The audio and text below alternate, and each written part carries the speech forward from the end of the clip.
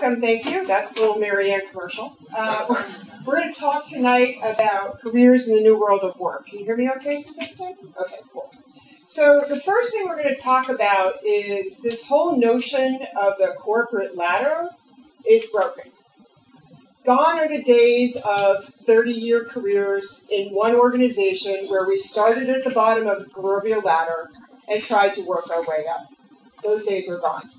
Today's entrants into the workforce are likely to work, change jobs every 3 to 5 years, hold 12 plus jobs in 5 to 6 different companies, and change professions completely 2 to 3 times.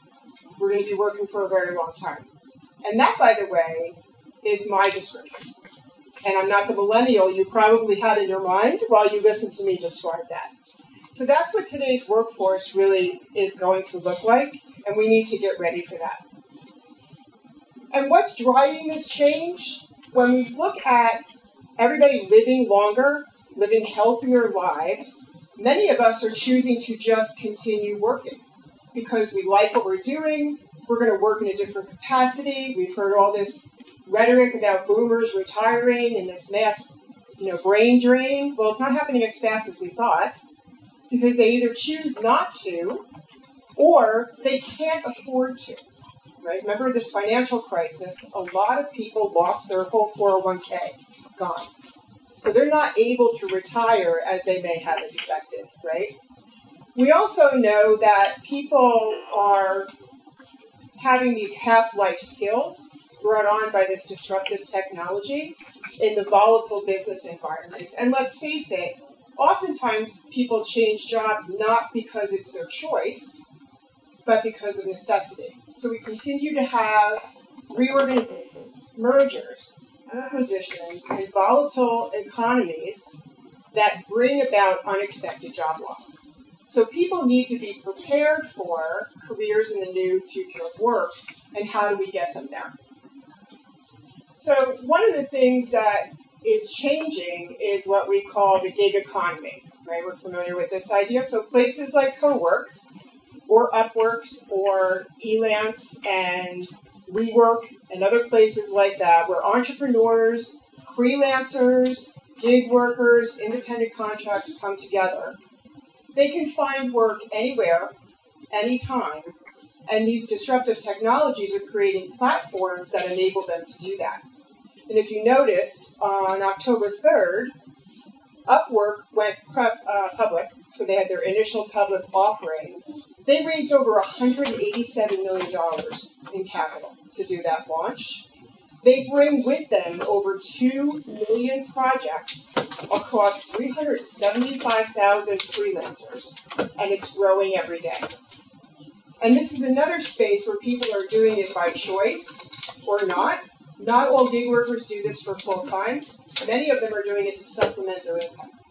Go back to that economic fallout. A lot of people went back and took jobs just to have a job, but they took a less paying job. And so they have to supplement their income. And so they're using this gig economy to help them do that. So here's 3 reasons talent will leave your organization, and they will go. Talent today is on the move more than ever before. We saw why a few minutes ago. But the first one is money. So when you think about why will they go, and we think about money plain and simple, it's all about bucks. The average merit increases in the U.S. have been what? 2-3%? Okay. If I change jobs and leave your company, what am I going to get? 10, 15, maybe 20? Guess what? They're going to go. And you know what? They probably should, because it's a better experience for them and a better gig. We also know that financial gain is not enough for them, that a lot of the new entrants coming into the workforce are looking for an organization where what they do for a living matters. If you look at a company like Airbnb, one of their core values is belonging. And it's about feeling good about the work that you do in the company that you do it for, and finding that passion that really ignites what you do for a living, right? It's the old adage, If you love what you do, you never work a day in your life. And a lot of the workforce coming in is really looking for that. And the last reason is what I call constructive discontent. And what I mean by that is they have this relentless pursuit of new knowledge, new skills, looking for that next new opportunity that's out on the horizon. And if your organization doesn't offer it, they're going to go. And it's not a bad thing. So a lot of our talent practices and our old mental models about hanging on to talent and how do we get them to stay needs to shift. Because what's more likely is they're going to go.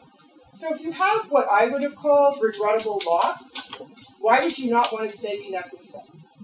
Let them go. Have a different experience. And then come back. Right? Companies like EY have been great at this for years. So they were ahead of their time.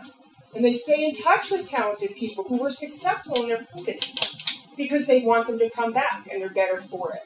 Right? So we need to shift that mental model. What are the implications for us in human resources? Well, first of all, we need to rethink our talent management practices. The way we go after and source and recruit and try and attract talent to our organizations needs to shift. This open global talent economy allows us to find talent anywhere in a variety of formats, and we need to be ready for that. We know that they like to continue to learn. And so what type of platforms are we providing to them that creates an environment of continuous ongoing learning? New opportunities where they can learn and grow and contribute to the organization. And lastly, we need to be more nimble. So in essence, what I think we need to do with our talent practices is reinvent them to be an ecosystem that helps with rapid deployment and development of our talent by using agile processes and systems that help us do that. We need to respond to talent the same way we do to changing business conditions. I read a report recently, this is the toughest talent market since 2007. So if we don't get in this game and learn how to be more nimble and think about talent in different ways, we're going to miss it. And here's a quick example. So the resume is really dead, right? Companies like Accenture, LinkedIn, Tesla are now using AI-driven algorithms during the interview process. And here's what's really interesting. They're asking very different kinds of questions. So look at this list. What they're really after is, how hungry are you for learning? How well do you deal with adversity? And what they're driving at are the new skills in the future that organizations will need to have, right? Think about this notion of human and machine collaboration. We're going to bring in technology, AI, blockchain, other things that will strip out the scripted, rote, transactional portions of work. We'll redefine what jobs really are and mean. And then we're going to look for new skills to help us do that, what will be required. And the World Economic Forum just published a report that by 2030, on the top 20 skills that will be needed, social and emotional intelligence skills, higher order cognitive skills, and technology will continue to grow and change. So we need to start asking different questions. We need to start interviewing in different ways to get after those types of skills and be prepared for this. So how can you build your portfolio for being successful in the future of work? I have a model that I've built over my career as a way to create what I call a portfolio of career options. And it's this C3 talent strategy approach to it. You see the 3 C's there at the bottom. The first is to build your own capabilities. So be thinking about what you're really good at, what you love to do, and learn to push around the edges. Find new opportunities to stretch yourself, to find adjacent skills that you can build and expand and connect the dots and learn how to do different things. The second C is about increasing your capacity, right? We know the basic definition of engagement. It's your discretionary effort and how much you're willing and able to put in. Well, if you're going to develop your skills, you need some of that discretionary effort. So you need to find ways and make the time to invest in yourself to stretch and be willing to learn and grow. And the last piece is this notion of an expanded community. And what I mean by that is not just the traditional network that we think of, but having people in your expanded community, like our global HR hacking, love this community, of people who can help be a mentor to you, can be a coach to you, can be a connector, introduce you to new people, can be an industry insider, who maybe that's an industry you want to grow into and learn more about. And when you put these 3 C's together, it's a way for you to create a portfolio of career options. And you begin to have something to draw on even as the market begins to shift. And you're learning and growing as you move through time. And that is my book, Careers in the New World of Work. And our moderator extraordinaire is going to give 2 of them away. So stay tuned for that.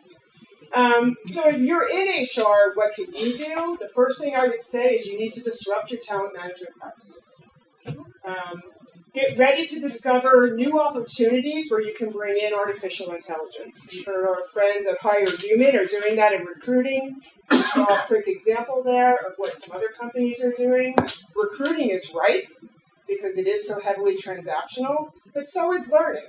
And we're seeing a lot of AI technologies come into that space. And AI is not the only one. If that's not something you're familiar with, get familiar with it. At my class last spring semester, this past year, my students in a class I teach called The Future of HR Around Innovation, their case project was to create an AI chatbot. So they had 6 weeks to figure out which HR service they could automate. And in 6 weeks, we had Betty the bot, who automated all your benefits questions. He was really cool. We had OnBuddy, who was your onboarding concierge, help you navigate your new organization. And we had Minerva, who was a career bot to help you decide which path you wanted to be on and which courses might be good for you to take. So in 6 weeks, these HR graduate students who never touched an AI platform before were able to do it and make it work and create a fully functional AI chatbot to automate an HR service. So you too can do that. The second thing is really reconsider your mental models about careers. The way careers are happening today, it's a lifespan. And we need to think differently about where talent is, how talent will be transient, and how do we adapt our processes for that.